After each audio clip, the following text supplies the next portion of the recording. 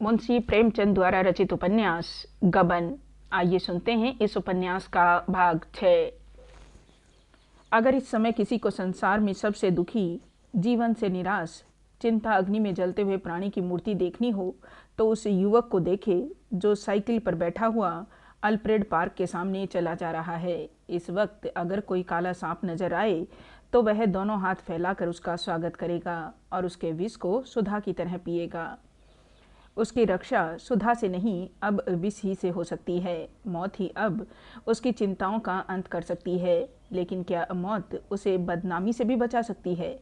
सवेरा होते ही यह बात घर घर फैल जाएगी। सरकारी रुपया खा गया और जब पकड़ा गया तब आत्महत्या कर ली। छल में कलंक लगाकर मरने के बाद भी अपनी हंसी करा के चिंताओं से मुक्त हुआ तो क्या, लेकिन दूसरा उपाय ही क्या है? अगर वह इस समय जाकर जालपा से सारी स्थिति कह सुनाए तो वह उसके साथ अवश्य सहानुभूति दिखाएगी। जालपा को चाहे कितना ही दुख हो पर अपने गहने निकाल कर देने में एक क्षण का भी विलंब न करेगी। गहनों को गिरवी रखकर वह सरकारी रुपए अदा कर सकता है। उसे अपना पर्दा खोलना पड़ेगा, इसके सिवा और कोई उपाय नहीं है। मन में यह निश्चय करके रमा घर की ओर चला, पर उसकी चाल में वह तेजी न थी जो मानसिक स्फूर्ति का लक्षण है। लेकिन घर पहुंचकर उसने सोचा, जब यही करना है तो जल्दी क्या है, जब चाहूँगा मांग लूँगा। कुछ देर गपशप करता रहा, फिर खाना खाकर लेटा। सहसा उसके जी में आया, क्यों न चुपके से कोई चीज़ उठा ले जाऊं।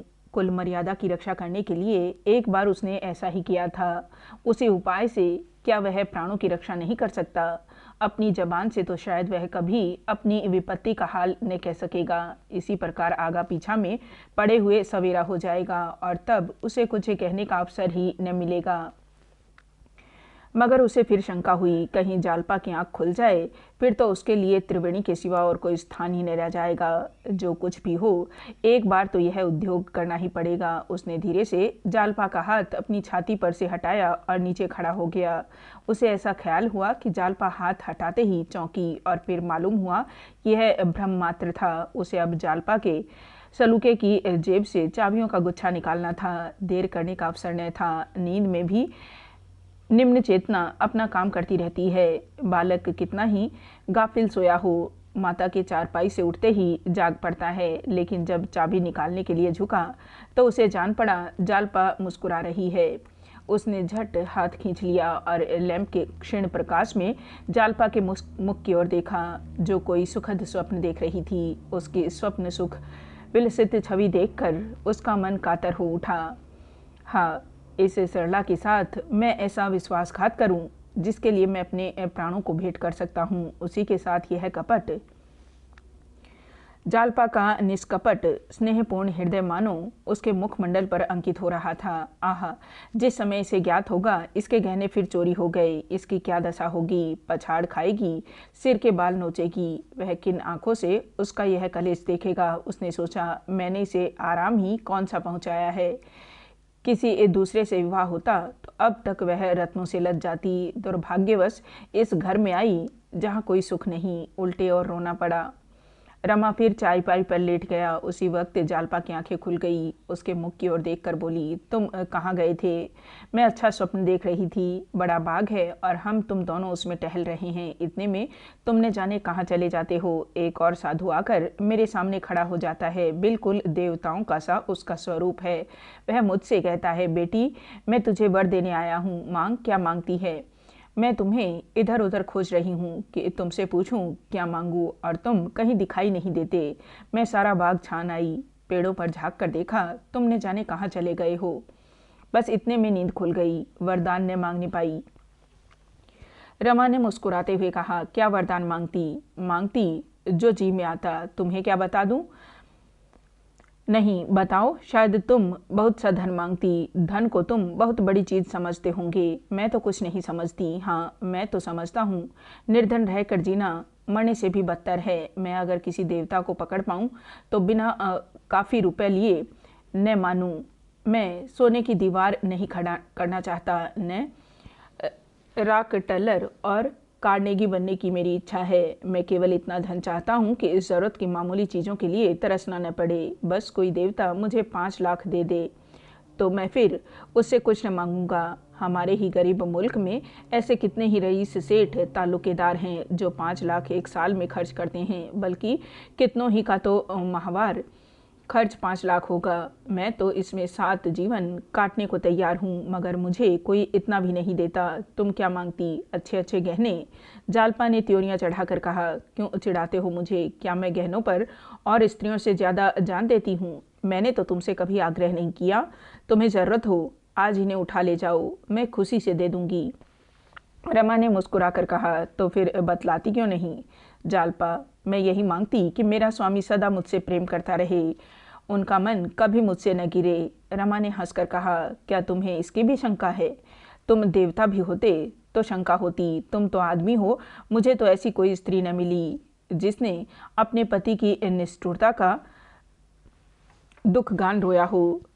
1-2 साल तो वह खूब प्रेम करते हैं, फिर न जाने क्यों उन्हें स्त्री से अरुचि सी हो जाती है, मन चंचल होने लगता है। औरत के लिए इससे बड़ी विपत्ति नहीं। उस विपत्ति से बचने के सिवा मैं और क्या वरदान मांगती? यह कहते हुए जालपा ने पति के गले में बाहें डाल दी और प्रणय संचित नजरों से देखती हुई बोली, सच बताना, तुम अब भी मुझे वैसे ही चाहते हो जैसे पहले चाहते थे? देखो, सच कहना, बोलो।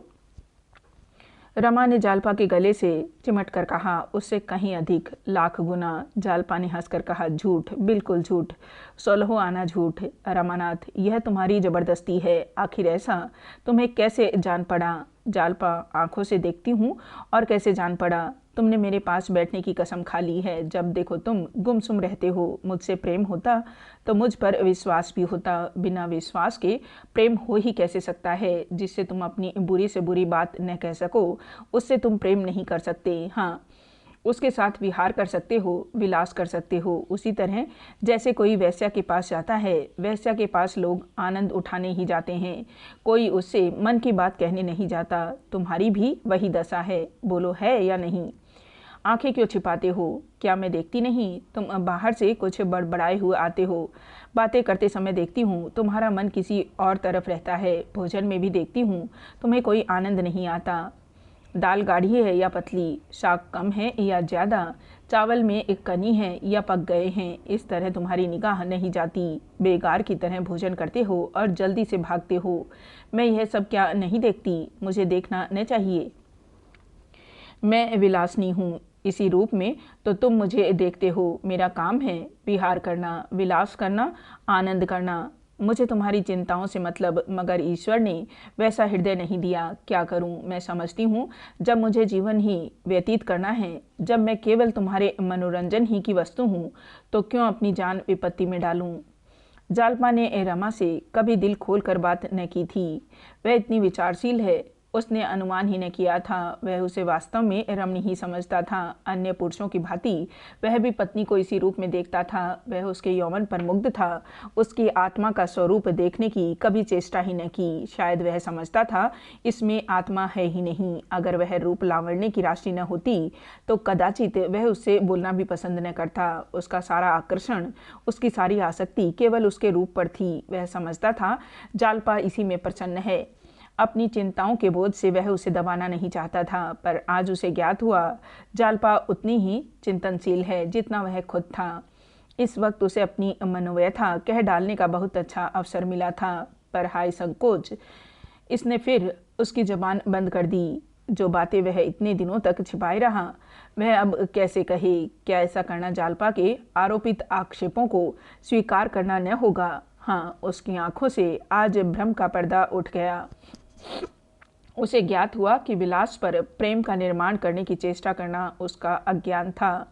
रमा इन्हीं विचारों में पड़ा पड़ा सो गया। उस समय आधी रात से ऊपर गुजर गई थी। सोया तो इस सबब से था कि सुबह सवेरे उठ जाऊंगा, पर नींद खुली तो कमरे में धूप की किरणें आकर उसे जगा रही थी। वह चटपट उठा और बिना मुंह हाथ धोए कपड़े पहनकर जाने को तैयार हो गया। वह रमेश बाबू के पास जाना चाहता था। अब उनसे यह कथा कहनी पड़ेगी। स्थिति का पूरा ज्ञान हो जाने पर वह कुछ न कुछ सहायता करने पर तैयार हो जाएंगे। जालपा उस समय भोजन बनाने की तैयारी कर रही थी। रमा को इस भांति जाते देखकर प्रश्न सूचक नजरों से देखा। रमा के चेहरे पर चिंता, भय, चंचलता और हिंसा मानो बैठी घूर रही थी। एक क्षण के लिए वह बेसुध सी हो गई। एक हाथ में छुरी और दूसरे में एक करेला लिए हुए वह द्वार की ओर ताकती रही। यह बात क्या है, उसे कुछ बताते क्यों नहीं? वह और कुछ न कह कर सके। हमदर्दी तो कर ही सकती है। उसके जी में आया पुकार कर पूछूं क्या बात है। उठकर द्वार तक आई भी, पर रमा सड़क पर दूर निकल गया था। उसने देखा वह बड़ी तेजी से चला जा रहा है, जैसे सनक गया हो। न दाहिनी ओर ताकता है न बाईं ओर, केवल सिर झुकाए पथिकों से टकराता, पैर गाड़ियों की परवाह न करता हुआ भागा चला जा रहा था। आखिर वह लौटकर फिर तरकारी काटने लगी, पर उसका मन उसी ओर लगा हुआ था। क्या बात है, क्यों मुझसे इतना छिपाते हैं? रमेश के घर पहुंचा तो 8 बज गए थे। बाबू साहब चौकी पर बैठे संध्या कर रहे थे। इन्हें देखकर इशारे से बैठने को कहा। कोई आधा घंटे में संध्या समाप्त हुई। बोले, क्या अभी मुँह हाथ भी नहीं धोया? यही लिचड़पन मुझे नापसंद है। तुम और कुछ करो या न करो, बदन की सगाई तो करते रहो। क्या हुआ, रुपए का कुछ प्रबंध हुआ? रमानाथ, इसी फिक्र में तो आपके पास आया हूँ। रमेश, तुम भी अजीब आदमी हो। अपने बाप से कहते हुए तुम्हें क्यों शर्म आती है? यही न होगा, तुम्हें ताने देंगे, लेकिन इस संकट से तो छूट जाओगे। उनसे सारी बातें साफ साफ कह दो। ऐसी दुर्घटनाएं अक्सर हो जाया करती हैं, इसमें डरने की क्या बात है? नहीं कहो, मैं चलकर कह दूं। रमानाथ, उनसे कहना होता तो अब तक कभी कह चुका होता। क्या आप कुछ बंदोबस्त नहीं कर सकते? रमेश, कर क्यों नहीं सकता, पर करना नहीं चाहता। ऐसे आदमी के साथ मुझे कोई हमदर्दी नहीं हो सकती। तुम जो बात मुझसे कह सकते हो, क्या उनसे नहीं कह सकते? मेरी सलाह मानो, उनसे जाकर कह दो। अगर वह रुपए न दे तब मेरे पास आना। रमा को अब और कुछ कहने का साहस न हुआ। लोग इतनी घनिष्ठता होने पर भी इतने कठोर हो सकते हैं। वह यहाँ से उठा, पर उसे कुछ सुझाई न देता था। चौबैया में आकाश से फिरते हुए जल बिंदुओं की ओर जो दशा होती है, वही इस समय रमा की हुई। 10 कदम तेजी से आगे चलता तो फिर कुछ सोच कर रुक जाता और 10-5 कदम पीछे लौट जाता। कभी इस गली में घुस जाता, कभी उस गली में। सहसा उसे एक बात सूझी, क्यों न जालपा को एक पत्र लिखकर अपनी सारी कठिनाइयाँ कह सुनाऊं। मुंह से तो वह कुछ न कह सकता था, पर कलम से लिखने में उसे कोई मुश्किल मालूम नहीं होती थी। पत्र लिखकर जालपा को दे दूंगा और बाहर के कमरे में आ बैठूंगा। इससे सरल और क्या हो सकता है? वह भागा हुआ घर आया और तुरंत पत्र लिखा। प्रिय, क्या कहूँ, किस विपत्ति में फंसा हुआ हूँ। अगर 1 घंटे के अंदर 300 रुपये का प्रबंध न हो गया तो हाथों में हथकड़ियाँ पड़ जाएगी। मैंने बहुत कोशिश की किसी से उधार ले लूँ, किंतु कहीं न मिल सके। अगर तुम अपने 2-1 जेवर दे दो तो मैं गिरोह रखकर काम चला लूँ। ज्यों ही रुपए हाथ आ जाएंगे छुड़ा दूंगा। अगर मजबूरी न आ पड़ती तो तुम्हें कष्ट न देता। ईश्वर के लिए कष्ट न होना। मैं बहुत जल्द छुड़ा दूंगा। अभी यह पत्र समाप्त न हुआ था कि रमेश बाबू मुस्कुराते हुए आकर बैठ गए और बोले, क्या उनसे तुमने? रमा ने सिर झुकाकर कहा, अभी तो मौका नहीं मिला। रमेश, तो क्या 2-4 दिन में मौका मिलेगा? मैं डरता हूँ कि कहीं आज भी तुम यूं ही खाली हाथ न चले जाओ, नहीं तो गजब ही हो जाए। रमानाथ, जब उनसे मांगने का निश्चय कर लिया तो अब क्या चिंता। रमेश, आज मौका मिले तो जरा रतन के पास चले जाना। उस दिन मैंने कितना जोर देकर कहा था, लेकिन मालूम होता है तुम भूल गए। रमानाथ, भूल तो नहीं गया, लेकिन उनसे कहते शर्म आती है। रमेश, अपने बाप से कहते भी शर्म आती है। अगर अपने लोगों में यह संकोच न होता तो आज हमारी यह दशा क्यों होती। रमेश बाबू चले गए तो रमा ने पत्र उठाकर जेब में डाला और उसे जालपा को देने का निश्चय करके घर में गया। जालपा आज किसी महिला के घर जाने को तैयार थी।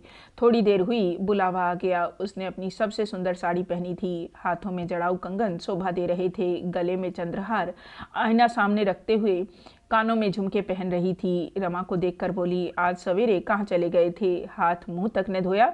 दिन भर तो बाहर रहते ही हो, शाम सवेरे तो घर पर रहा करो। तुम नहीं रहते तो घर सूना सूना लगता है। मैं अभी सोच रही थी, मुझे मैके जाना पड़े तो मैं जाऊं या न जाऊं। मेरा जी तो वहाँ बिल्कुल न लगे। रमानाथ, तुम तो कहीं जाने को तैयार बैठी हो। जालपा, सेठानी जी ने बुलाया भेजा है। दोपहर तक चली आऊँगी। रमा की दशा इस समय उस शिकारी सी थी जो हिरनी को अपने शावकों के साथ किलोल करते देखकर तनी हुई बंदूक कंधों पर रख लेता है और वह वात्सल्य और प्रेम की क्रीड़ा देखने में तल्लीन हो जाता है। उसे अपनी ओर टकटकी लगाए देखकर जालपा ने मुस्कुराकर कहा, देखो, मुझे नज़र न लगा देना, मैं तुम्हारी आंखों से बहुत डरती हूँ। रमा एक ही उड़ान में वास्तविक संसार से कल्पना और कवित्व के संसार में जा पहुँचा। ऐसे अवसर पर जब जालपा का रोम रोम आनंद से नाच रहा है, क्या वह अपना पत्र देकर उसकी सुखद कल्पनाओं को दलित कर देगा? वह कौन हृदयहीन व्याधा है जो चहकती हुई चिड़िया को यूं गर्दन की छुरी से काट डाले? वह कौन अरसिक आदमी है जो किसी प्रभात कुसुम को तोड़कर पैरों से कुचल डालेगा? रमा इतना हृदयहीन, इतना अरसिक नहीं है। वह जालपा पर इतना बड़ा आघात नहीं कर सकता। उसके सिर कैसी ही विपत्ति क्यों न पड़ जाए, उसकी कितनी ही बदनामी क्यों न हो जाए, उसका जीवन ही क्यों न कुचला दिया जाए, पर वह इतना निष्ठुर नहीं हो सकता। उसने अनुरक्त होकर कहा, नज़र तो न लगाऊंगा, हाँ, हृदय से लगा लूँगा। इसी एक वाक्य में उसकी सारी चिंताएं, सारी बाधाएं विसर्जित हो गई। स्नेह संकोच की वेदी पर उसने अपने को भेंट कर दिया। इस अपमान के सामने जीवन के और सारे क्लेश तुच्छ थे। इस समय उसकी दशा उस बालक की सी थी जो घोड़े पर नस्तर की क्षणिक पीड़ा ने सहकर उसके फटने, नासूर पड़ने, बरसों खाट पर पड़े रहने और कदाचित प्राणांत हो जाने के भय को भी भूल जाता है। जालपा नीचे जाने लगी तो रमा ने कातर होकर उसे गले से लगा लिया और इस तरह भींच भींच कर उसे आलिंगन करने लगा मानो यह सौभाग्य उसे फिर न मिलेगा। कौन जानता है यही उसका अंतिम आलिंगन हो।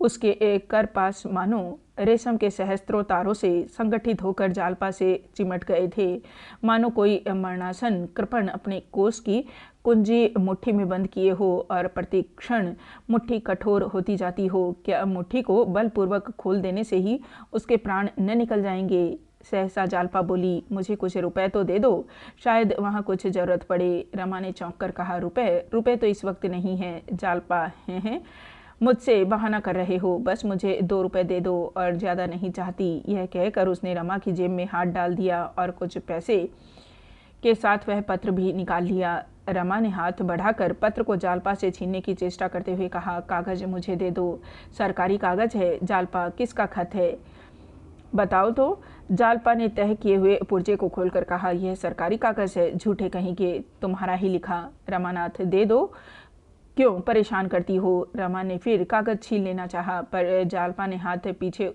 उधर कर कहा, मैं बिना पढ़े न दूंगी।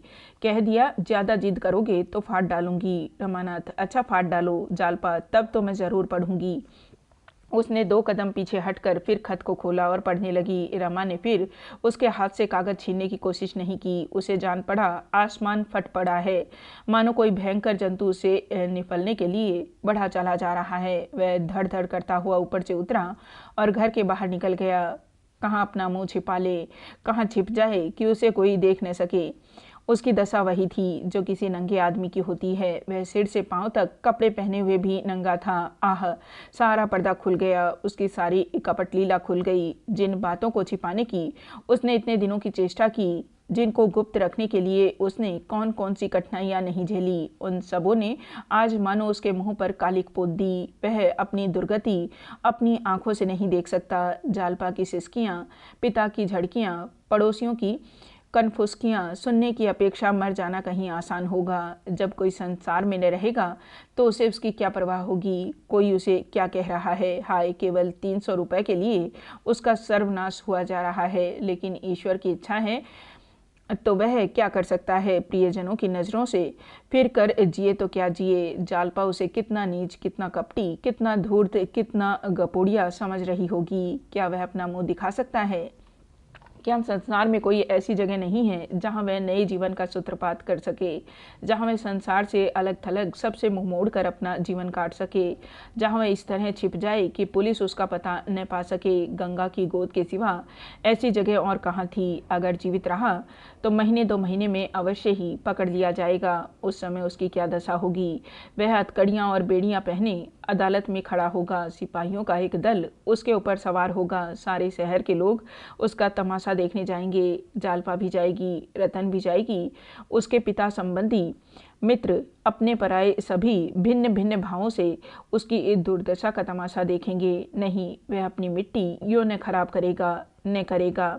इससे कहीं अच्छा है कि वह डूब मरे। मगर फिर ख्याल आया कि जालपा किसकी होकर रहेगी। हाय, मैं अपने साथ उसे भी ले डूबूंगा। बाबूजी और अम्मा जी तो रो धोकर सब्र कर लेंगे, पर उसकी रक्षा कौन करेगा? क्या वह छिप कर नहीं रह सकता? क्या शहर से दूर किसी छोटे से गांव में वह अज्ञातवास नहीं कर सकता? संभव है कभी जालपा को उस पर दया आए, उसके अपराधों को क्षमा कर दे। संभव है उसके पास धन भी हो जाए, पर यह असंभव है कि वह उसके सामने आंखें सीधी कर सके। न जाने इस समय उसकी क्या दशा होगी। शायद मेरे पत्र का हास्य समझ गई हो, शायद परिस्थिति का उसे कुछ ज्ञान हो गया हो, शायद उसने अम्मा को मेरा पत्र दिखाया हो और दोनों घबराई हुई मुझे खोज रही हों। शायद पिताजी को बुलाने के लिए लड़कों को भेज गया हो। चारों तरफ मेरी तलाश हो रही हो, कहीं कोई इधर भी न आता हो। कदाचित मौत को देखकर भी वह इस समय इतना भयभीत न होता जितना किसी परिचित को देखकर। आगे पीछे चौकन्नी आंखों से ताकता हुआ वह उसे जलती हुई धूप में चला जा रहा था। कुछ खबर न थी किधर। सहसा रेल की सीटी सुनकर वह चौंक पड़ा। अरे, मैं इतनी दूर निकल आया। रेलगाड़ी सामने खड़ी थी। उसे उस पर बैठ जाने की प्रबल इच्छा हुई, मानो उसमें बैठते ही वह सारी बाधाओं से मुक्त हो जाएगा। मगर जेब में रुपए न थे, उंगली में अंगूठी पड़ी हुई थी। उसने कुलियों के जमादार को बुलाकर कहा, कहीं अंगूठी बिकवा सकते हो? 1 रुपया तुम्हें दूंगा। मुझे गाड़ी में जाना है। रुपए लेकर घर से चला था, पर मालूम होता है कहीं फिर गए। फिर लौट कर जाने में गाड़ी न मिलेगी और बड़ा भारी नुकसान हो जाएगा। जमादार ने उसे सिर से पांव तक देखा, अंगूठी ली और स्टेशन के अंदर चला गया। रमा टिकट घर के सामने टहलने लगा। आंखें उसकी ओर लगी हुई थी। 10 मिनट गुजर गए और जमादार का कहीं पता नहीं। अंगूठी लेकर कहीं गायब तो नहीं हो गया? स्टेशन के अंदर जाकर उसे खोजने लगा। एक कुली से उसने पूछा, जमादार का नाम क्या है? रमा ने जबान दांतों से काट ली। नाम तो पूछा ही नहीं, बतलाएं क्या? इतने में गाड़ी ने सीटी दी। रमा अधीर हो उठा, समझ गया जमादार ने चरका दिया। बिना टिकट लिए ही गाड़ी में आ बैठा। मन में निश्चय कर लिया, साफ कह दूंगा मेरे पास टिकट नहीं है। अगर उतरना भी पड़ा तो यहाँ से 10-5 कोस तो चला ही जाऊंगा। गाड़ी चल दी। उस वक्त रमा को अपनी दशा पर रोना आ गया। हाय, न जाने उसे कभी लौटना नसीब भी हो गया नहीं। फिर यह सुख के दिन कहाँ मिलेंगे? यह दिन तो गए, हमेशा के लिए गए। इसी तरह सारी दुनिया से मुँह छिपाए वह एक दिन मर जाएगा। कोई उसकी लाश पर आंसू बहाने वाला भी न होगा। घर वाले भी रो धोकर चुप हो रहेंगे। केवल थोड़े से संकोच के कारण उसकी यह दशा हुई। उसने शुरू से ही जालपा से अपनी सच्ची हालत कह दी होती तो आज उसे मुंह पर कालिख लगाकर यूं न भागना पड़ता। मगर कहता कैसे? वह अपने को अभाग्नी न समझने लगती। कुछ न सही, कुछ दिन तो उसने जालपा को सुखी रखा। उसकी लालसाओं की हत्या तो न होने दी। रमा के संतोष के लिए अब इतना ही काफ़ी था। अभी गाड़ी चले 10 मिनट भी न बीते होंगे। गाड़ी का दरवाज़ा खुला और टिकट बाबू अंदर आए। रमा के चेहरे पर हवाइयाँ उड़ने लगी। एक क्षण में वह उसके पास आ गया। इतने आदमियों के सामने उसे कितना लज्जित होना पड़ेगा। उसका कलेजा धक धक करने लगा। ज्यों-ज्यों टिकट बाबू उसके समीप आता था, उसकी नाड़ी की गति तीव्र होती जाती थी। आखिर बला सिर पर आ गई। टिकट बाबू ने पूछा, आपका टिकट? रमा ने जरा सावधान होकर कहा, मेरा टिकट तो कुलियों के जमादार के पास ही रह गया। उसे टिकट लाने के लिए रुपए दिए थे, न जाने किधर निकल गया। टिकट बाबू को यकीन न आया। बोला, मैं यह कुछ नहीं जानता। आपको अगले स्टेशन पर उतरना होगा। आप कहाँ जा रहे हैं? रमानाथ, सफ़र तो बड़ी दूर का है, कलकत्ता तक जाना है। टिकट बाबू, आगे के स्टेशन पर टिकट ले लीजिएगा। रमानाथ, यही तो मुश्किल है। मेरे पास 50 का नोट था। खिड़की पर बड़ी भीड़ थी। मैंने नोट उस जमादार को टिकट लाने के लिए दिया, पर वह ऐसा गायब हुआ कि लौटा ही नहीं। शायद आप उसे पहचानते हों। लंबा लंबा चेचकरू आदमी है। टिकट बाबू, इस विषय में आप लिखा पढ़ी कर सकते हैं, मगर बिना टिकट के जा नहीं सकते। रमा ने विनीत भाव से कहा, भाई साहब, आपसे क्या छिपाऊं? मेरे पास 100 रुपये नहीं हैं। आप जैसा मुनासिब समझें करें। टिकट बाबू, मुझे अफसोस है बाबू साहब, कायदे से मजबूर हूँ। कमरे के सारे मुसाफिर आपस में कानाफूसी करने लगे। तीसरा दर्जा था। अधिकांश मजदूर बैठे हुए थे जो मजदूरी की टोह में पूरब जा रहे थे। वे एक बाबू जाति के प्राणी को इस भांति अपमानित होते देखकर आनंद पा रहे थे। शायद टिकट बाबू ने रमा को धक्का देकर उतार दिया होता तो और भी खुश होते। रमा को जीवन में कभी इतनी झेप न हुई थी। चुपचाप सिर झुकाए खड़ा था। अभी तो जीवन की इस नई यात्रा का आरंभ हुआ है। न जाने आगे क्या क्या विपत्तियां झेलनी पड़ेगी, किस किस के हाथों धोखा खाना पड़ेगा। उसके जी में आया गाड़ी से यहीं कूद पड़ूं, इस छिछाले दर से तो मर जाना ही अच्छा। उसकी आंखें भर आई। उसने खिड़की से सिर बाहर निकाल लिया और रोने लगा। सहसा एक बूढ़े आदमी ने, जो उसके पास ही बैठा हुआ था, पूछा, कलकत्ता में कहाँ जाओगे बाबूजी? रमा ने समझा वह गंवार मुझे बना रहा है। झुंझलाकर बोला, तुमसे मतलब, मैं कहीं जाऊँगा। बूढ़े ने इस उपेक्षा पर कुछ भी ध्यान न दिया। बोला, मैं भी वहीं चलूँगा, हमारा तुम्हारा साथ हो जाएगा। फिर धीरे से बोला, किराए के रुपए मुझसे ले लो, वहाँ दे देना। अब रमा ने उसकी ओर ध्यान से देखा। कोई 60-70 साल का बूढ़ा घुला हुआ आदमी था। मांस तो क्या, हड्डियां तक फूल गई। मूछ और सिर के बाल मुड़े हुए थे। एक छोटी सी बदच्ची के सिवा उसके पास कोई असबाब भी न था। रमा को अपनी ओर ताकते देखकर वह फिर बोला, आप हावड़े ही उतरेंगे या कहीं जाएंगे? रमा ने एहसान के भार से दबकर कहा, बाबा आगे मैं उतर पड़ूंगा, रुपए का कोई बंदोबस्त करके फिर जाऊंगा। बूढ़ा, तुम्हें कितने रुपए चाहिए? मैं भी तो वहीं चल रहा हूँ, जब चाहे दे देना। क्या मेरे 10-5 रुपए लेकर भाग जाओगे? कहाँ घर है? रमानाथ, यहीं प्रयाग ही में रहता हूँ। बूढ़े ने भक्ति के भाव से कहा, मान्य है, प्रयाग धन्य है। मैं भी त्रिवेणी का स्नान करके आ रहा हूँ। सचमुच देवताओं की पुरी है। तो क्या रुपए निकालूं? रमा ने संकुचाते हुए कहा, मैं चलते ही चलते रुपए न दे सकूंगा, यह समझ लो। बूढ़े ने सरल भाव से कहा, अरे बाबूजी, मेरे 10-5 रुपए लेकर तुम भाग थोड़े ही जाओगे। मैंने तो देखा प्रयाग के पंडे यात्रियों को बिना खिलाए पढ़ाए रुपए दे देते हैं। 10 रुपए में तुम्हारा काम चल जाएगा। रमा ने सिर झुकाकर कहा, हाँ इतने बहुत हैं। टिकट बाबू को किराया देकर रमा सोचने लगा, यह बूढ़ा कितना सरल, कितना परोपकारी, कितना निष्कपट जीव है। जो लोग सभ्य कहलाते हैं, उनमें कितने आदमी ऐसे निकलेंगे जो बिना जान पहचान किसी यात्री को उबार ले। गाड़ी के और मुसाफिर भी बूढ़े को श्रद्धा की नज़रों से देखने लगे। रमा को बूढ़े की बातों से मालूम हुआ कि वह जाति का खटीक है। कलकत्ता में उसकी साग भाजी की दुकान है। रहने वाला तो बिहार का है, पर 40 साल से कलकत्ता ही में रोजगार कर रहा है। देवी दीन नाम है। बहुत दिनों से तीर्थ यात्रा की इच्छा थी। बद्रीनाथ की यात्रा करके लौटा जा रहा है। रमा ने आश्चर्य से पूछा, तुम बद्रीनाथ की यात्रा कराए हैं? वहाँ तो पहाड़ों की बड़ी बड़ी चढ़ाइयाँ हैं। देवी दीन, भगवान की दया होती है तो सब कुछ हो जाता है बाबूजी, उनकी दया चाहिए। रमानाथ, तुम्हारे बाल बच्चे तो कलकत्ता ही में होंगे। देवी दीन ने रूखी हंसी हंसकर कहा, बाल बच्चे तो सब भगवान के घर गए। 4 बेटे थे, 2 का ब्याह हो गया, सब चल दिए। मैं बैठा हुआ हूँ, मुझी से तो सब पैदा हुए थे। अपने बोए हुए बीज को किसान ही तो काटता है। यह कहकर वह फिर हंसा। जरा देर बाद बोला, बुढ़िया भी जीती है, देखें हम दोनों में पहले कौन चलता है। वह कहती है, पहले मैं जाऊंगी। मैं कहता हूँ, पहले मैं जाऊंगा। देखो किसकी टेक रहती है, बन पड़ा तो तुम्हें दिखाऊंगा।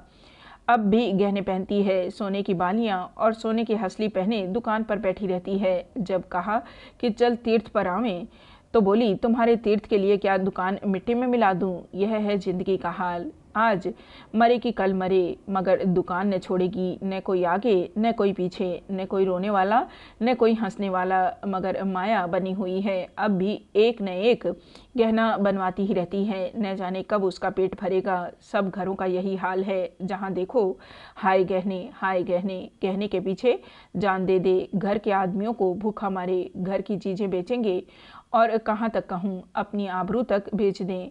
छोटे बड़े, अमीर गरीब, सबको यही रोग लगा हुआ है। कलकत्ता में कहाँ काम करते हो भैया? रमानाथ, अभी तो जा रहा हूँ, देखूँ कोई नौकरी चाकरी मिलती है या नहीं। देवी दीन, तो फिर मेरे ही घर ठहरना। 2 कोठरियाँ हैं, सामने दालान है, 1 कोठरी ऊपर है। आज बेचूँ तो 10,000 मिले, 1 कोठरी तुम्हें दे दूँगा। जब कहीं काम मिल जाए तो अपना घर ले लेना। 50 साल हुए घर से भागकर हावड़े गया था, तब से सुख भी देखे दुख भी देखे। अब मना रहा हूँ, भगवान ले चलो। हाँ, बुढ़िया को अमर कर दो, नहीं तो उसकी दुकान कौन लेगा, घर कौन लेगा और गहने कौन लेगा। यह कहकर देवीदीन फिर हंसा। वह इतना हंसोड़, इतना प्रसन्नचित्त था कि रमा को आश्चर्य हो रहा था। वे बात की बात पर हंसता था। जिस बात पर और लोग रोते हैं उस पर उसे हंसी आती थी। किसी जवान को भी रमा ने यूं हंसते न देखा था। इतनी ही देर में उसने अपनी सारी जीवन कथा कह सुनाई। कितने ही लतीफ़े याद थे। मालूम होता था रमा से वर्षों की मुलाकात है। रमा को भी अपने विषय में एक मनगढ़ंत कथा कहनी पड़ी। देवीदीन, तो तुम भी घर से भाग कर आए हो, समझ गया। घर में झगड़ा हुआ होगा। बहू कहती होगी मेरे पास गहने नहीं, मेरा नसीब जल गया। सास बहू में पड़ती न होगी। उनका कलह सुन सुन जी और खट्टा हो गया होगा। रमानाथ, हाँ बाबा, बात यही है। तुम कैसे जान गए? देवीदीन हंसकर बोला, यह बड़ा भारी काम है भैया। इसे तेली की खोपड़ी पर जगाया जाता है। अभी लड़के बोले तो नहीं है ना? रमानाथ, नहीं, अभी तो नहीं है। देवीदीन, छोटे भाई भी होंगे? रमा चकित होकर बोला, हाँ दादा, ठीक कहते हो। तुमने कैसे जाना? देवीदीन फिर ठट्ठा मार कर बोला, यह सब कर्मों का खेल है। ससुराल धनी होगी। क्यों? रमानाथ, हाँ दादा, है तो। देवीदीन, मगर हिम्मत न होगी। रमानाथ, बहुत ठीक कहते हो दादा, बड़े कम हिम्मत हैं। जब से विवाह हुआ अपनी लड़की तक को तो बुलाया नहीं। देवीदीन, समझ गया भैया, यही दुनिया का दस्तूर है। बेटे के लिए कहो चोरी करे, भीख मांगे, बेटी के लिए घर में कुछ है ही नहीं।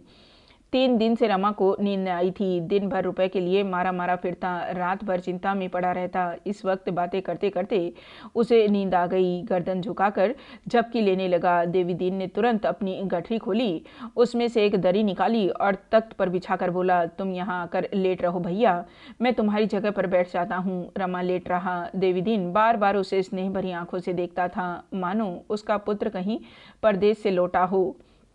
जब रमा कोठे से धम धम नीचे उतर रहा था उस वक्त जालपा को इसकी जरा भी शंका न हुई कि वह घर से भागा जा रहा है। पत्र तो उसने पढ़ ही लिया था। जी ऐसा झुंझला रहा था कि चल कर रमा को खूब खरी खरी सुनाऊं। मुझसे यह छल कपट, पर एक क्षण में उसके भाव बदल गए। कहीं ऐसा तो नहीं हुआ है सरकारी रुपए खर्च कर डाले हों? यही बात है, रतन के रुपए सर्राफ को दिए होंगे। उस दिन रतन को देने के लिए शायद वे सरकारी रुपए उठा लाए थे। यह सोचकर उसे फिर क्रोध आया। यह मुझसे इतना पर्दा क्यों करते हैं? क्यों मुझसे बढ़ बढ़ कर बातें करते थे?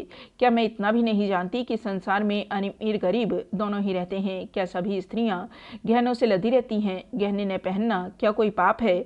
जब और ज़रूरी कामों से रुपए बचते हैं तो गहने भी बन जाते हैं। पेट और तन काट कर चोरी या बेईमानी करके तो गहने नहीं पहने जाते। क्या उन्होंने मुझे ऐसी गई गुजरी समझ लिया? उसने सोचा रमा अपने कमरे में होगा, चल कर पूछूं कौन से गहने चाहते हैं। परिस्थिति की भयंकरता का अनुमान करके क्रोध की जगह उसके मन में भय का संचार हुआ। वह बड़ी तेजी से नीचे उतरी। उसे विश्वास था वह नीचे बैठे हुए इंतजार कर रहे होंगे। कमरे में आई तो उनका पता न था।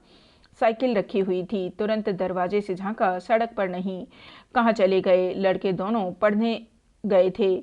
उसको भेजे कि जाकर पता लगाए। उसके हृदय में एक अज्ञात संशय अंकुरित हुआ। फौरन ऊपर गई, गले का हार, हाथ का कंगन उतार कर रुमाल में बांधा, फिर नीचे उतरी। सड़क पर आकर एक तांगा लिया और कोचवान से बोली, चुंगी कचहरी चलो। वह पछता रही थी कि मैं इतनी देर बैठी क्यों रही, क्यों न गहने उतार कर तुरंत दे दिए। रास्ते में वह दोनों तरफ बड़े ध्यान से देखती जाती थी। क्या इतनी जल्द इतनी दूर निकल आए? शायद देर हो जाने के कारण वह भी आज तांगे ही पर गए हैं, नहीं तो अब तक जरूर मिल गए होते। तांगे वाले से बोली, क्यों जी, अभी तुमने किसी बाबूजी को तांगे पर जाते देखा? तांगे वाले ने कहा, हाँ माई जी, एक बाबू इधर ही से गए हैं। जालपा को कुछ ढाढ़स हुआ। रमा के पहुँचते पहुँचते वह भी पहुँच जाएगी। कोचवान से बार बार घोड़ा तेज करने को कहती। जब वह दफ्तर पहुंची तो 11 बज गए थे। कचहरी में सैकड़ों आदमी इधर उधर दौड़ रहे थे। किससे पूछे? न जाने वह कहाँ बैठते हैं। सहसा एक चपरासी दिखलाई दिया। जालपा ने उसे बुलाकर कहा, सुनो जी, जरा बाबू रमानाथ को तो बुला दो।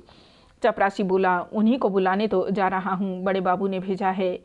आप क्या उनके घर ही से आई हैं? जालपा, हाँ, मैं तो घर ही से आ रही हूँ, अभी 10 मिनट हुए वह घर से चले हैं। चपरासी, यहाँ तो नहीं आए? जालपा बड़े असमंजस में पड़ी। वह यहाँ भी नहीं आए, रास्ते में भी नहीं मिले, तो फिर गए कहाँ? उसका दिल बांसों उछलने लगा, आंखें भर भर आने लगी। वहाँ बड़े बाबू के सिवा वह और किसी को न जानती थी। उनसे बोलने का अवसर कभी न पड़ा था, पर इस समय उसका संकोच गायब हो गया। भय के सामने मन के और सभी भाव दब जाते हैं। चपरासी से बोली, ज़रा बड़े बाबू से कह दो। नहीं, चलो मैं ही चलती हूँ, बड़े बाबू से कुछ बातें करनी हैं। जालपा का ठाठ बाट और रंग ढंग देखकर चपरासी रौब में आ गया। उल्टे पांव बड़े बाबू के कमरे की ओर चला। जालपा उसके पीछे पीछे होली। बड़े बाबू खबर पाते ही तुरंत बाहर निकल आए। जालपा ने कदम आगे बढ़ाकर कहा, क्षमा कीजिए बाबू साहब, आपको कष्ट हुआ। वह 15-20 मिनट हुए घर से चले, यहाँ अभी तक नहीं आए हैं। रमेश, अच्छा, आप मिसेज रमानाथ हैं? अभी तो यहाँ नहीं आए, मगर दफ्तर के वक्त सैर सपाटे करने की तो उसकी आदत न थी। जालपा ने चपरासी की ओर ताकते हुए कहा, मैं आपसे कुछ अर्ज करना चाहती हूँ। रमेश, तो चलो अंदर बैठो। यहाँ कब तक खड़ी रहोगी? मुझे आश्चर्य है कि वह गए कहाँ। कहीं बैठे शतरंज खेल रहे होंगे। जालपा, नहीं बाबूजी, मुझे ऐसा भय हो रहा है कि वह कहीं और न चले गए हों। अभी 10 मिनट हुए उन्होंने मेरे नाम एक पुर्जा लिखा था। जेब से टटोल कर, जी हाँ देखिए, यह पुर्जा मौजूद है। आप उन पर कृपा रखते हैं तो कोई पर्दा नहीं। उनके जिम्मे कुछ सरकारी रुपए तो नहीं निकलते? रमेश ने चकित होकर कहा, क्यों, उन्होंने तुमसे कुछ नहीं कहा? जालपा, कुछ नहीं, इस विषय में कभी एक शब्द भी नहीं कहा। रमेश, कुछ समझ में नहीं आता। आज उन्हें 300 रुपये जमा करना है। परसों की आमदनी उन्होंने जमा नहीं की थी। नोट थे, जेब में डालकर चल दिए। बाजार में किसी ने नोट निकाल लिए। मुस्कुराकर, किसी और देवी की पूजा तो नहीं करते? जालपा का मुख लज्जा से नत हो गया। बोली, अगर यह ऐब होता तो आप भी उस इल्ज़ाम से न बचते। जेब से किसी ने निकाल लिए होंगे। मारे शर्म के मुझसे कहा न होगा। मुझसे जरा भी कहा होता तो तुरंत रुपए निकाल कर दे देती। इसमें बात ही क्या थी? रमेश बाबू ने अविश्वास के भाव से पूछा, क्या घर में रुपए हैं? जालपा ने निशंक होकर कहा, 300 रुपये चाहिए ना, मैं अभी लिए आती हूँ। रमेश, अगर वह घर पर आ गए हों तो भेज देना। जालपा आकर तांगे पर बैठी और कोचवान से चौक चलने को कहा। उसने अपना हार बेच डालने का निश्चय कर लिया। यूँ उसकी कई सहेलियाँ थीं जिनसे उसे रुपए मिल सकते थे। स्त्रियों में बड़ा स्नेह होता है।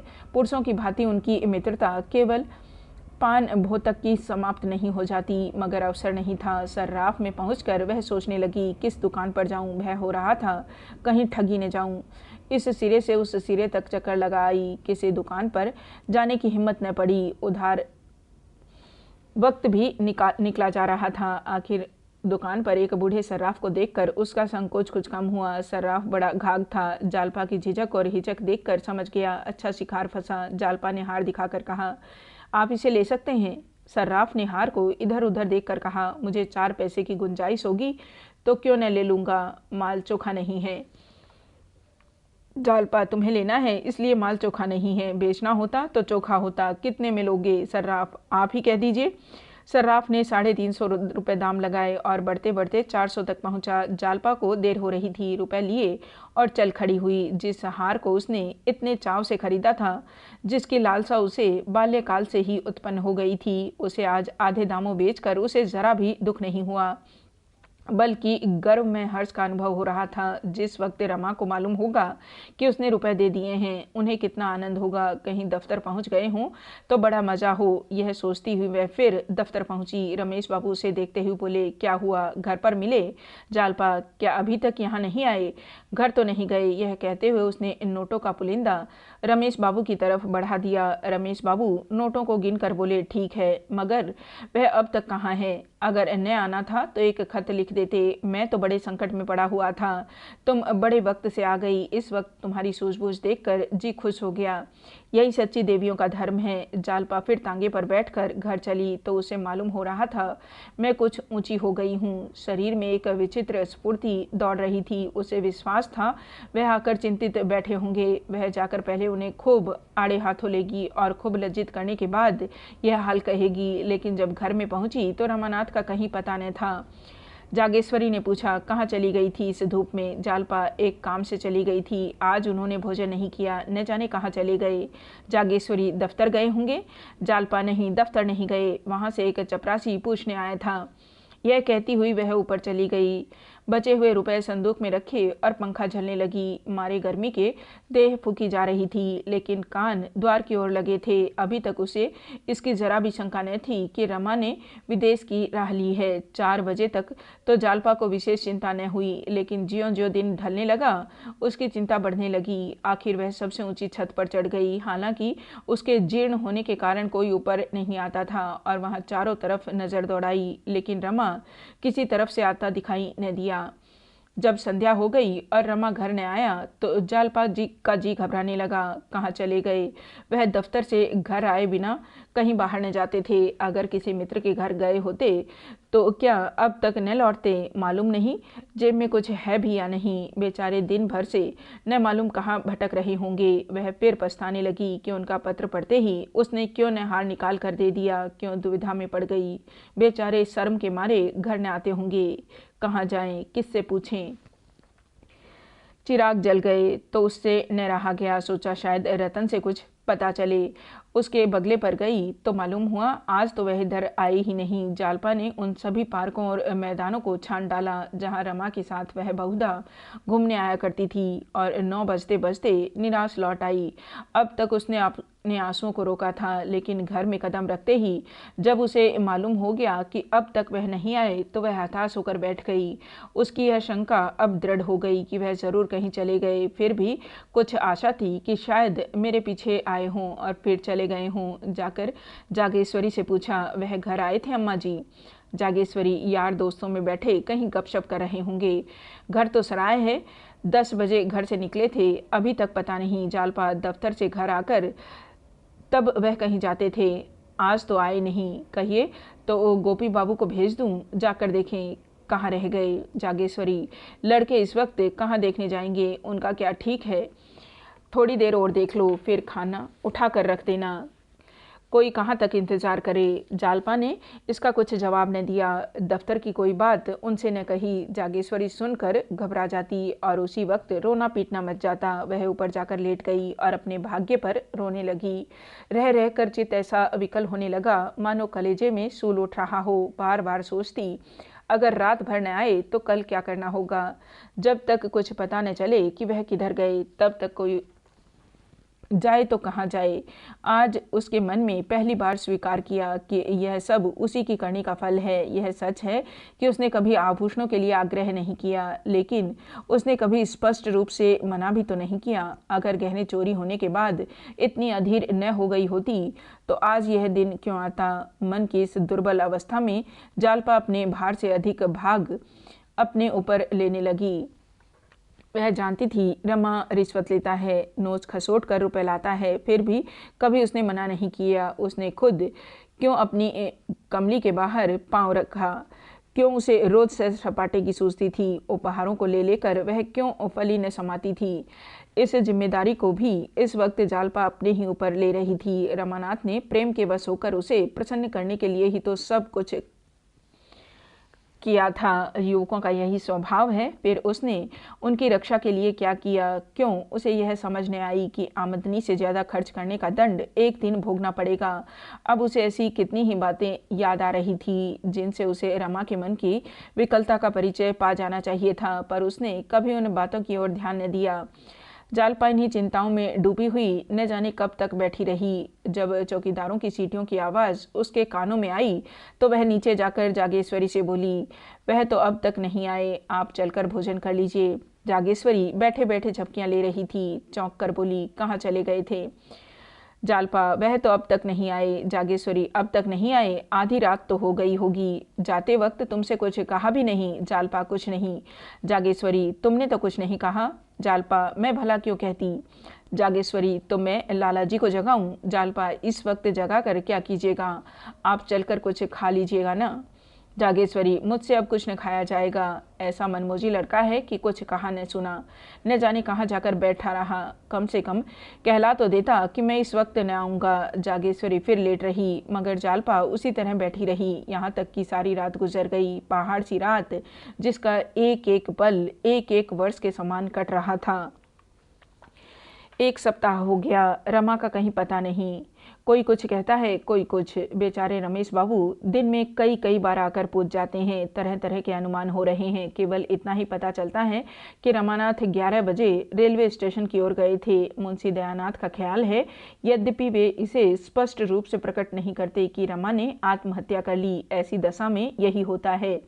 इसकी कई मिसालें उन्होंने खुद आंखों से देखी है। सास और ससुर दोनों ही जालपा पर सारा इल्ज़ाम थोप रहे हैं। साफ साफ कह रहे हैं कि इसी के कारण उसके प्राण गए। इसने उसका नाको दम कर दिया। पूछो थोड़ी सी तो उसकी आमदनी, फिर तुम्हें रोज़ सैर सपाटे और दावत तवाज़ी की क्यों सूझती थी? जालपा पर किसी को दया नहीं आती, कोई उसके आंसू नहीं पहुंचता। केवल रमेश बाबू उसकी तत्परता और सद्बुद्धि की प्रशंसा करते हैं। लेकिन मुंशी जी दयानाथ की आंखों में उस कृत्य का कुछ मूल्य नहीं। आग लगाकर पानी लेकर दौड़ने से कोई निर्दोष नहीं हो जाता। एक दिन दयानाथ वाचनालय से लौटे तो मुंह लटका हुआ था। एक तो उनकी सूरत यूं ही मुहर्रमी थी, उस पर मुंह लटका लेते तो कोई बच्चा भी कह सकता था कि उनका मिजाज बिगड़ा हुआ है। जागेश्वरी ने पूछा, क्या है, किसी से कहीं बहस हो गई है क्या? दयानाथ, नहीं जी, इन तकाजों के मारे हैरान हो रहा हूँ। जिधर जाओ उधर लोग नोचने दौड़ते हैं। न जाने कितना कर्ज ले रखा है। आज तो मैंने साफ कह दिया, मैं कुछ नहीं जानता, मैं किसी का देनदार नहीं हूँ, जाकर मेम साहब से मांगो। इसी वक्त जालपा आ पड़ी। ये शब्द उसके कानों में पड़ गए। इन 7 दिनों में उसकी सूरत ऐसी बदल गई कि पहचानी न जाती थी। रातें रातें आंखें इतनी सूझ जाती थी कि ससुर के कठोर शब्द सुनकर तिलमिला उठी। बोली, जी हाँ, आप उन्हें सीधे मेरे पास भेज दीजिए। मैं उन्हें या तो समझा दूंगी या उनके दाम चुका दूंगी।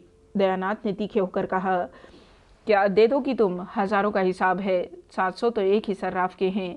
अभी क्या पैसे दिए हैं तुमने? जालपा, उसके गहने मौजूद हैं, केवल 2-4 बार पहने गए हैं। वह आए तो मेरे पास भेज दीजिए, मैं उसकी चीज़ें वापस कर दूंगी। बहुत होगा 10-5 रुपये तावान के ले लेगा। यह कहती हुई वह ऊपर जा रही थी कि रतन आ गई और उसे गले से लगाती हुई बोली, क्या अब तक कुछ पता नहीं चला? जालपा को इन शब्दों में स्नेह और सहानुभूति का एक सागर उमड़ता हुआ जान पड़ा। यह गैर होकर इतनी चिंतित है और यहाँ अपने ही सास और ससुर हाथ धोकर पीछे पड़े हुए हैं। इन अपनों से गैर ही अच्छे। आंखों में आंसू भरकर बोली, अभी तो कुछ पता नहीं चला बहन। रतन, यह बात क्या हुई? कुछ तुमसे तो कहा सुनी नहीं हुई? जालपा, जरा भी नहीं, कसम खाती हूँ। उन्होंने इन नोटों के खो जाने का मुझसे जिक्र ही नहीं किया। अगर इशारा भी कर देते तो मैं रुपए दे देती। जब वह दोपहर तक नहीं आए और मैं खोजती हुई दफ्तर गई, तब मुझे मालूम हुआ कुछ नोट खो गए हैं। उसी वक्त जाकर मैंने रुपए जमा कर दिए। रतन, मैं तो समझती हूँ किसी से आंखें लड़ गई। 10-5 दिन में आप पता लग जाएगा। यह बात सच न निकले तो जो कहो दूँ। जालपा ने हकबका कर पूछा, क्या तुमने कुछ सुना है? रतन, नहीं, सुना तो नहीं, पर मेरा अनुमान है। जालपा, नहीं रतन, मैं इस पर जरा भी विश्वास नहीं करती। यह बुराई उनमें नहीं है, और चाहे कितनी बुराइयां हों, मुझे उन पर संदेह करने का कोई कारण नहीं। रतन ने हंसकर कहा, इस कला में ये लोग निपुण होते हैं, तुम बेचारी क्या जानो। जालपा दृढ़ता से बोली, अगर वह इस कला में निपुण होते तो हम भी हृदय को परखने में कम निपुण नहीं होती। मैं इसे नहीं मान सकती। अगर वह मेरे स्वामी थे तो मैं भी उनकी स्वामिनी थी। रतन, अच्छा चलो कहीं घूमने चलती हो। चलो तुम्हें कहीं घुमा लावें। जालपा, नहीं, इस वक्त तो मुझे फुर्सत नहीं है। फिर घर वाले यूं ही प्राण लेने पर तुले हुए हैं, तब तो जीता ही नहीं छोड़ेंगे। किधर जाने का विचार है? रतन, कहीं नहीं, जरा बाजार तक जाना था। जालपा, क्या लेना है? रतन, जौहरियों की दुकान पर 1-2 चीज़ें देखूंगी बस। मैं तुम्हारा जैसा कंगन चाहती हूँ। बाबूजी ने भी कई महीने के बाद रुपए लौटा दिए, अब खुद तलाश करूंगी। जालपा, मेरे कंगन में ऐसे कौन से रूप लगे हैं? बाजार में उससे बहुत अच्छे मिल सकते हैं। रतन, मैं तो उसी नमूने का चाहती हूँ। जालपा, उस नमूने का तो बना बनाया मुश्किल से मिलेगा और बनवाने में महीनों का झंझट। अगर सब्र न आता हो तो मेरा ही कंगन ले लो, मैं फिर बनवा लूँगी। रतन ने उछल कर कहा, वाह, तुम अपना कंगन दे दो तो क्या कहना है? मूसलो ढोल बजाऊं? 600 का था ना? जालपा, हाँ था तो 600 का, मगर महीनों सर्राफ की दुकान की खाक छाननी पड़ी थी। जड़ाई तो खुद बैठ कर करवाई थी। तुम्हारे खातिर दे दूंगी। जालपा ने कंगन निकाल कर रतन के हाथों में पहना दिए। रतन के मुख पर एक विचित्र गौरव का आभास हुआ, मानो किसी कंगाल को पारस मिल गया हो। यही आत्मिक आनंद की चरम सीमा है। कृतज्ञता से भरे हुए स्वर से बोली, तुम जितना कहो उतना देने को तैयार हूँ, तुम्हें दबाना नहीं चाहती। तुम्हारे लिए यही क्या कम है कि तुमने इसे मुझे दे दिया। मगर एक बात है, अभी मैं सब रुपए न दे सकूंगी। अगर 200 रुपये दे दूं तो कुछ हरज है? जालपा ने साहसपूर्वक कहा। कोई हरज नहीं, जी चाहे कुछ भी मत दो। रतन, नहीं, इस वक्त मेरे पास 400 रुपये हैं, मैं दिए जाती हूँ। मेरे पास रहेंगे तो किसी दूसरी जगह खर्च हो जाएंगे। मेरे हाथ में तो रुपए टिकते ही नहीं। करूं क्या? जब तक खर्च न हो जाए मुझे एक चिंता सी लगी रहती है, जैसे सिर पर कोई बोझ सवार हो। जालपा ने कंगन की डिबिया उसे देने के लिए निकाली तो उसका दिल महसूस उठा। उसकी कलाई पर यह कंगन देखकर रमा कितना खुश होता था। आज वह होता तो क्या यह चीज़ इस तरह जालपा के हाथ से निकल जाती? फिर कौन जाने कंगन पहनना उसे नसीब भी होगा या नहीं। उसने बहुत जब्त किया पर आंसू निकल ही आए। रतन उसके आंसू देखकर बोली, इस वक्त रहने दो बहन, फिर ले लूँगी। जल्दी ही क्या है? जालपा ने उसकी ओर बक्स को बढ़ाकर कहा। क्यों? क्या मेरे आंसू देखकर? तुम्हारी खातिर से दे रही हूँ। नहीं, यह मुझे प्राणों से भी प्रिय था। तुम्हारे पास इसे देखूंगी तो मुझे तस्कीन होती रहेगी। किसी दूसरे को मत देना, इतनी दया करना। रतन, किसी दूसरे को क्यों देने लगी? इसे तुम्हारी निशानी समझूंगी। आज बहुत दिन के बाद मेरे मन की अभिलाषा पूरी हुई। केवल दुख इतना ही है कि बाबूजी अब नहीं हैं। मेरा मन कहता है कि वे जल्दी ही आएंगे। वे हमारे शर्म के चले गए हैं और कोई बात नहीं। वकील साहब को भी यह सुनकर बड़ा दुख हुआ। लोग कहते हैं वकीलों का हृदय कठोर होता है, मगर इनको तो मैं देखती हूँ, जरा भी किसी की विपत्ति सुनी और तड़प उठे।